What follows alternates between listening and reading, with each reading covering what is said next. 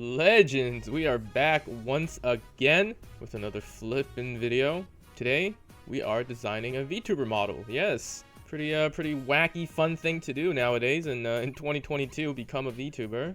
If you're a girl, you don't want to wear makeup, boom, become an anime girl, baby. If you're a guy, you ate one too many cheeseburgers, drank too much soda, boom, become a VTuber. You're now a hot wolf fucking cat boy. For me, well, I just want to have something fun on the screen for people to look at. But getting back on track, we are designing our VTuber model and doing the model art at the same time. Yes, very unintelligent move. You know, when it comes to stuff like this, usually people hire a designer of some sort to do a design reference sheet, and then that gets passed along to the model illustrator.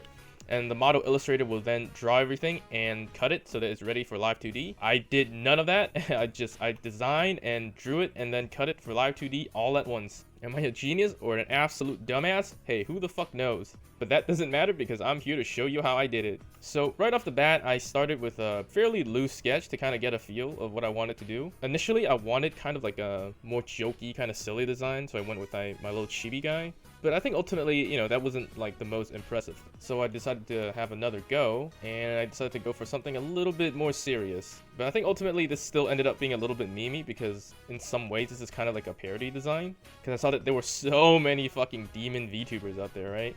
If you take a look right now, there's so many fucking demons or incubuses or fucking like the prince from hell or fucking demon lord or the demon king or shit like that. There's so many of those. So I was like, man, fuck it, I'll be a fucking demon too. Except, well, I guess the joke is that technically I'm not a demon because I turned my dude into a little goat guy, so he can identify as a goat instead of being a demon. And so one of the first things I did was look up a bunch of references, right? I started off looking at a lot of established corpo VTubers to see kind of what their designs are like and what kind of art style that they generally tend to be, and I suppose what kind of general aesthetics they have. So, you know, obviously I took a look at some of the Niji Sanji English male designs, which is relatively diverse, but they still kind of adhere to the same kind of pretty boy aesthetic, I think. And then afterwards, I looked at a couple of games that are popular with a female audience. So I think Token Ranbu was one of the more prominent ones currently.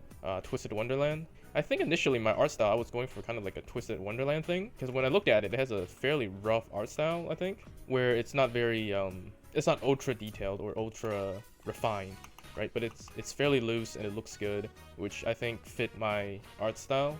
I think I ended up being a little bit too, like, I think I interpreted that maybe a little bit too liberally later on, but we'll go over that.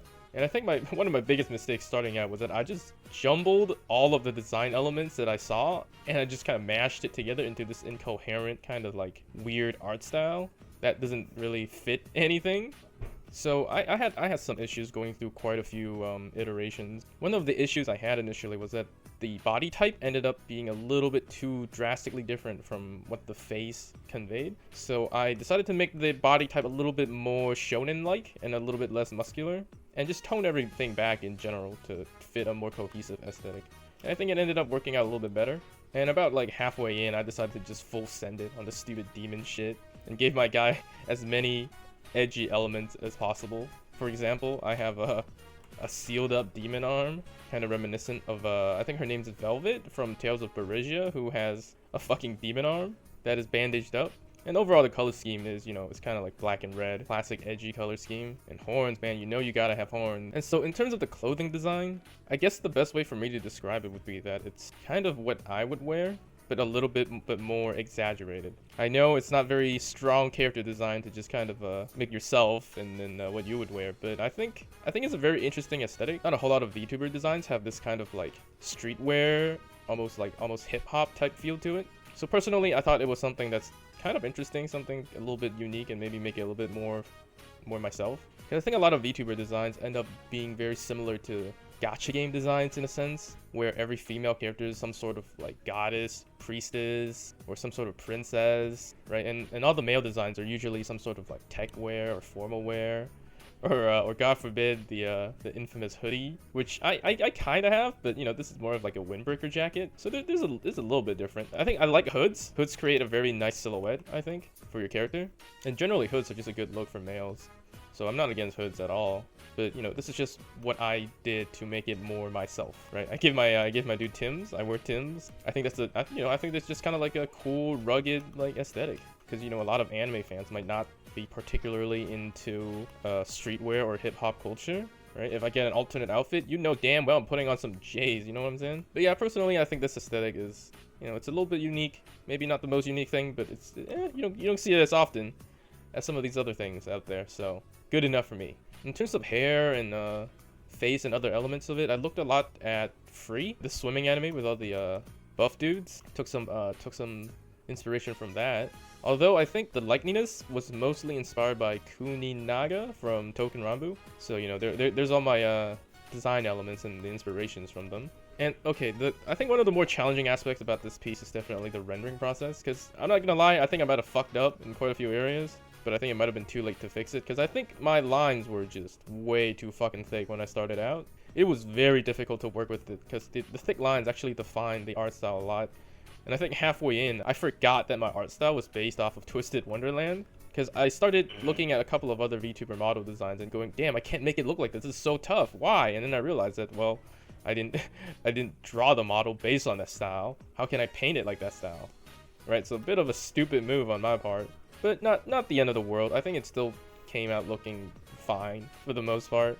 It's definitely not as polished as some of the other model art. For my purposes, it's serviceable. So for the pose, I think I probably did something a little bit dumb as well. Because usually when people do VTuber models, right, they do a straight on pose. When you do a straight on pose, there's a couple of benefits, right? You can draw with symmetry turned on, and you only have to draw half of it, which will save you a lot of time and effort. But me, being the ape that I am, decided that, yeah, fuck that. I'm gonna put in a dynamic pose.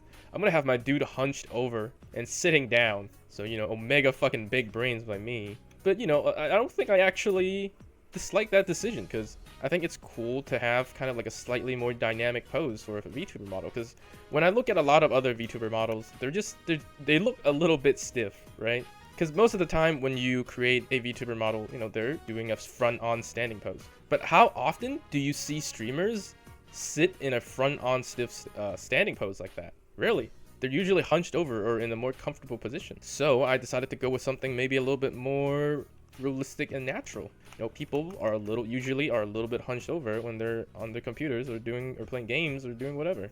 You know, no one's really fucking stiff as fuck with their back straight, really. So that was another thing that I wanted to do to make my model just a little bit more unique, right? Just have like a weird pose. Just have something that's a little bit uncommon. For a lot of other VTubers, you know, this is bad if you want to be a little bit more conventional, because there's a lot of assets built around the fact that your model is straight on, right? There's all those weird things with the hands that's like doing a pose, the thing with the feet on the table.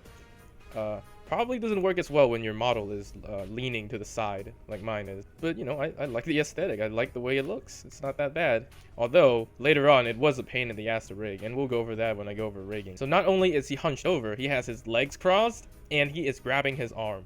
Like no one rigs something like that. No one would ever make their model something like that, because it's just so fucking stupid. Because for a lot of corpo models, they're designed with costume changes in mind, and with what I did, it's you can't change your costume. And again, you know, I like the look. I like this passive look. It looks like a natural way of sitting. It looks fucking comfortable. I really dislike the weird stiff shit that most VTubers have. You know, not saying they're bad or I'm good or anything like that, but I just prefer mine to look this way because I think it looks natural. And I guess keep in mind that when I was designing this, I did have Live 2D in mind already. I did have a rough idea on how I wanted to rig everything and what kind of movement I wanted, and I guess ultimately, like, when I got to the rigging, it actually matched up what I wanted fairly well. Although the fact that it's tilted at a weird angle actually, you know, did affect it somewhat, but it didn't affect it that much, and, you know, we'll go over that when we do the Live 2D. But if you are ever doing anything like this on your own, you should keep Live 2D very in mind, because you do have to draw certain things a little bit differently for those purposes. But that is something that you can look into if you're interested in drawing advanced models for Live 2D. But yeah, overall, this was pretty fun. I think, you know, I could have done better, definitely. If I did this again, you know, I would definitely be able to make it quite a bit better. Probably choose a stronger art style, but again, for what I have, it's not bad. Yeah, that's gonna about wrap it up for this video. Part 2 next week, where I probably go over cutting and rigging in the same video. I don't think cutting really deserves its own whole thing. Yeah, maybe. We'll take a look. The footage isn't that long. But yeah, if you have any questions, feel free to drop them below. I know most of my content isn't really tutorial based, so I don't really show you how to do it in a very educational way. You know, it's just kind of me logging down my experiences and talking about them a little bit more so than being educational. You know, if you do have questions, you know, feel free to ask. And if you do prefer tutorial style content, maybe I'll look into doing more of that. Yeah, check out my Twitter. Got some art there. Got a Twitch where I stream my art once or twice a week on the weekends. Again, thanks for watching. I'll see you next time.